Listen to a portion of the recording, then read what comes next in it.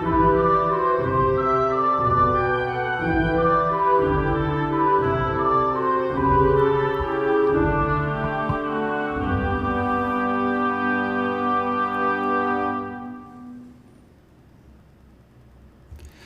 minha amiga, olá, meu amigo, como é que vocês estão? Bem-vindos a mais um episódio onde estudamos o Evangelho segundo o Espiritismo. Nós estamos no capítulo 8º, que vem nos trazer o título que eu sempre esqueço, Bem-aventurados os que têm puro o coração, e hoje nós vamos estudar o texto Escândalo, se a vossa mão é motivo de escândalo, cortai-a.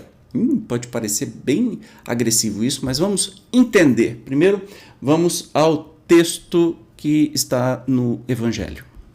Se algum escandalizar a um destes pequenos que creem em mim, melhor fora que lhe atassem ao pescoço uma dessas mós que um asno faz girar e que o lançassem no fundo do mar. Ai do mundo por causa dos escândalos. 11 Pois é necessário que venham escândalos, mas ai do homem por quem o escândalo venha.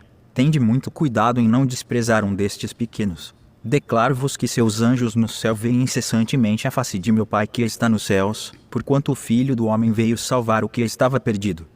Se a vossa mão ou o vosso pé vos é objeto de escândalo, cortai-os e lançai-os longe de vós. Melhor será para vós que entreis na vida tendo um só pé ou uma só mão, do que terdes dois e serdes lançados no fogo eterno.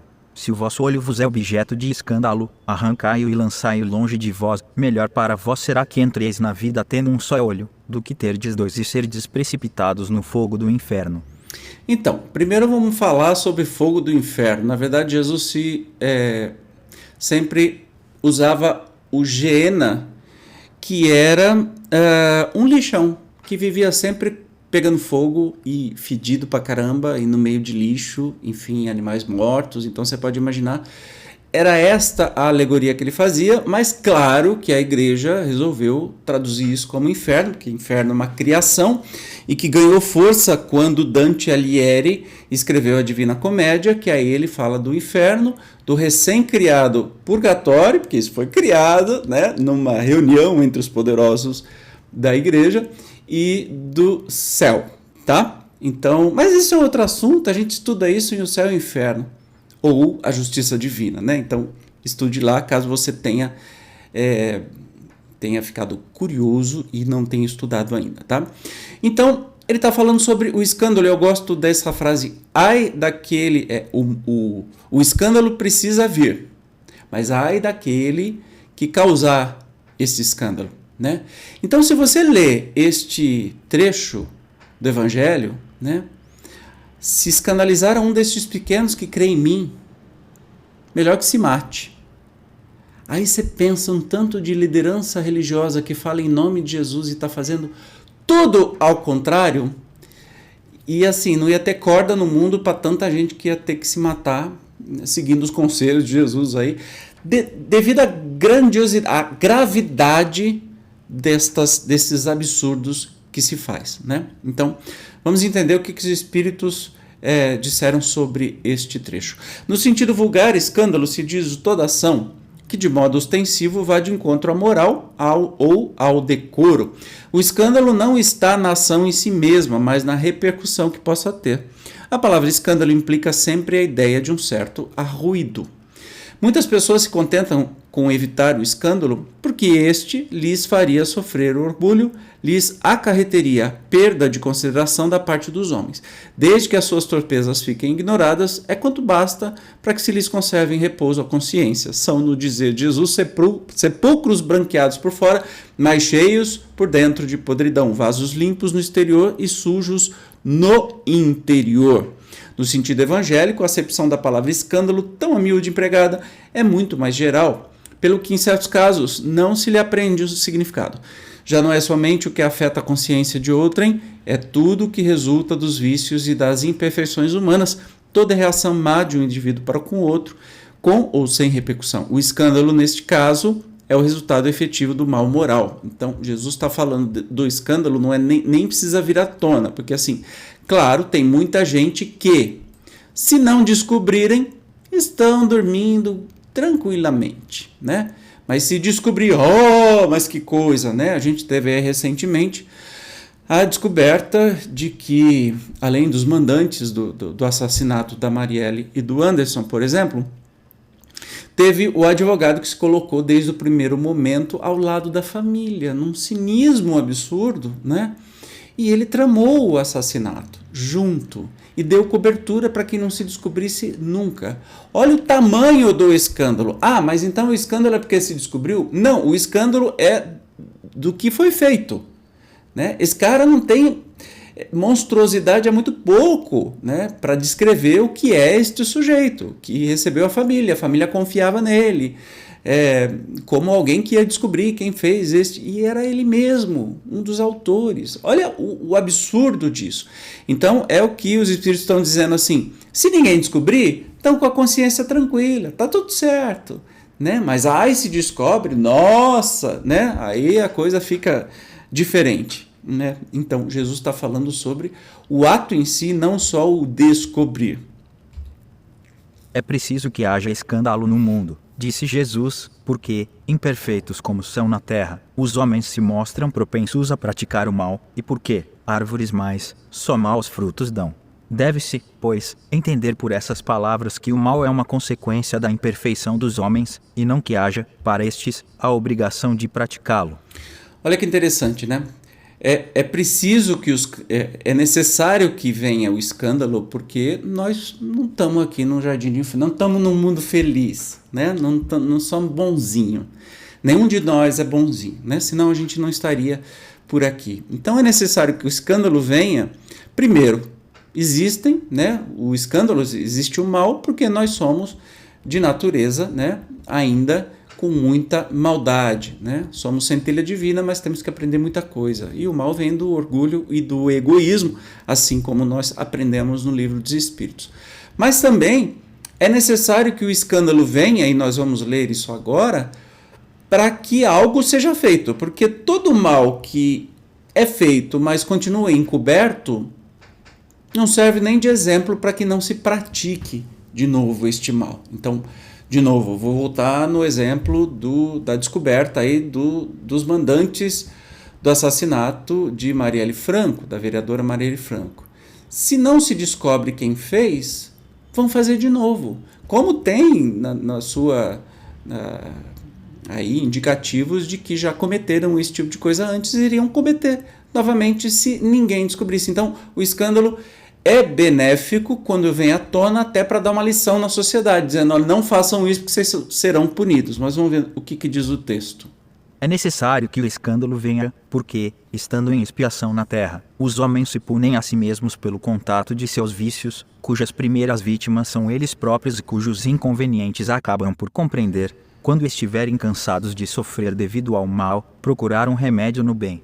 A reação desses vícios serve, pois, ao mesmo tempo, de castigo para uns e de provas para outros. É assim que do mal tira Deus o bem e que os próprios homens utilizam as coisas más ou as escória. Então, tudo tem utilidade, né? Na nossa sociedade, no nosso mundo, tudo tem utilidade, inclusive o mal, para que a gente se indigne, se revolte, exija, né, que quem fez as coisas erradas sejam punidos. Enfim, e a gente vai se melhorando como sociedade. É só pensar como era no ano 1000 depois de Cristo, né? Dente por dente, olho por olho, ainda todo mundo, quem quisesse que matava, quem tinha dinheiro, quem tinha poder, matava e ficava tudo por isso mesmo e tudo mais. E o que é hoje, apesar das nossas dificuldades e imperfeições na política, na democracia, mas é o melhor que a gente conseguiu produzir desde sempre, né? Temos que olhar por isso. Não é a perfeição, porque nós não somos perfeitos, mas é o melhor que as sociedades conseguiram produzir até hoje.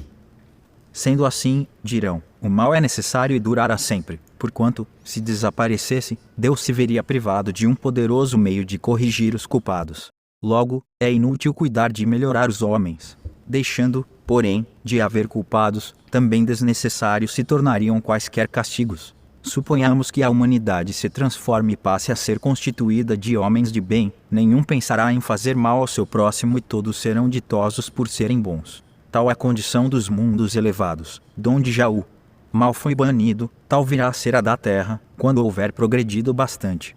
No entanto, ao mesmo tempo que alguns mundos se adiantam, outros se formam, povoados de espíritos primitivos que, além disso, servem de habitação, de exílio e de estância expiatória a espíritos imperfeitos, rebeldes, obstinados no mal, expulsos de mundos que se tornaram felizes. Então, tem lugar para absolutamente tudo, né?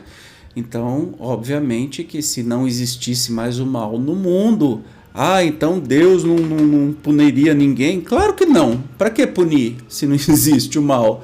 Então, isso tem um nome, chama Mundo Feliz. Aí, a gente não chegou lá ainda, vai demorar um pouco para chegar, tá bom? Mas vamos continuar aqui o nosso estudo. Mas ai daquele por quem vem o escândalo. Quer dizer, que o mal sendo sempre o mal, aquele que a seu mau grado servir de instrumento à justiça divina, aquele cujos maus instintos foram utilizados, nem por isso deixou de praticar o mal e de merecer punição. Assim, por exemplo, que um filho ingrato é uma punição, ou uma prova para o pai que sofre com isso, porque esse pai talvez tenha sido também um mau filho que fez sofrer seu pai. Passa ele pela pena de talião. Mas essa circunstância não pode servir de escusa ao filho que, a seu turno, terá de ser castigado em seus próprios filhos ou de outra maneira. Muito bem. É bem interessante, né? Que o escândalo tem que vir, mas para que nós nos corrijamos, mais do que qualquer outra coisa, para que a sociedade em si se corrija, né? Vendo aquilo que nem tudo que foi feito escondido vai ficar escondido para sempre, né? Uma hora a conta chega. E para finalizar, se vossa mão é causa de escândalo, cortai-a.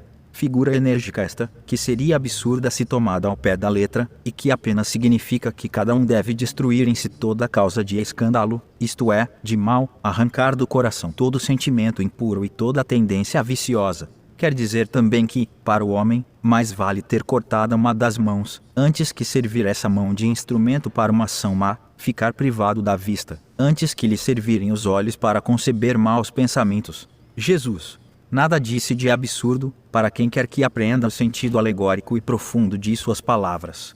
Muitas coisas, entretanto, não podem ser compreendidas sem a chave que para as decifrar o Espiritismo faculta.